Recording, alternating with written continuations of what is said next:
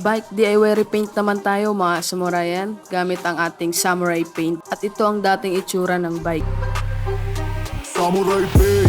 Tanggalin o baklasin muna ang mga bike parts na pipinturahan at mga hindi dapat pinturahan bago tayo magpintura. Makikita sa iba.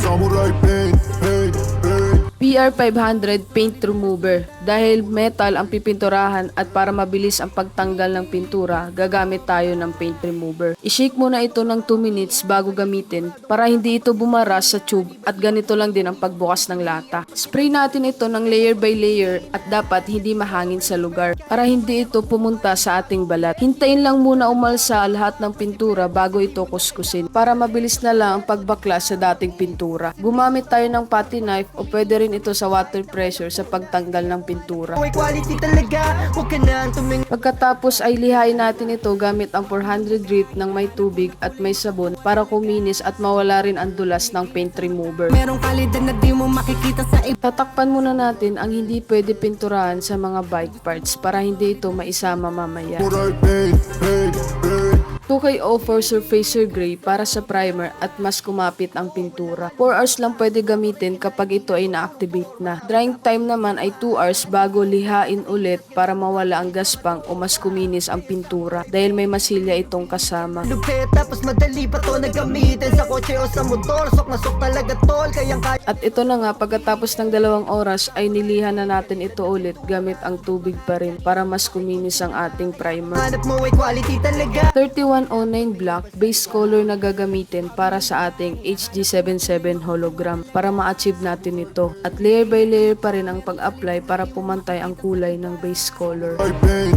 paint, paint. Kung gusto mo ng solid na resulta. Samurai paint, paint, paint.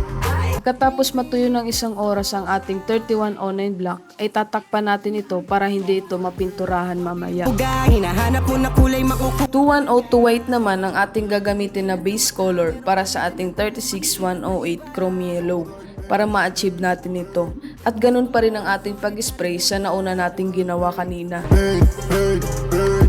Kung gusto mo ng solid na resulta. 36108 chrome yellow at ito na ang top color para sa frame ng bike. Huwag kalimutan na i-shake mo na ito ng 2 minutes bago i-spray. Sa samurai ka na, hindi lang to puro forma. Usapang sigipay, maaasahan din so. HG77 hologram, ito naman ang top color sa mga ibang parts ng bike. Same process pa rin ang ating gagawin para dito. Gamitin sa kotse o sa motor. Sok na sok talaga tol. Kayang kaya nito napapugiin. Samurai paint. 2K01 clear coat, ito na ang clear coat na gagamitin natin. Kailangan i-activate muna ito bago gamitin. Meron na rin nakalagay sa lata kung paano i-activate. Interval time nito ay 5 to 8 minutes bago mag second coat. Kapag lumagpas, magkakaroon ng orange peel o hindi maging glossy ang ating clear coat. At dalawa ang takip nito, ang red button para sa activator. Ang white nozzle naman ay dyan lalabas ang pintura. I-spray pa rin natin ito ng layer by layer para ma-achieve ang mirror finish. Samurai paint. Wabi yung buga, hinahanap mo na kulay makukuha. At ito na mga samurayan ang final result ng ating chrome yellow sa bike. Makikita sa iba. Samurai paint, paint, paint. Kung gusto mo ng solid na resulta. Samurai paint, paint.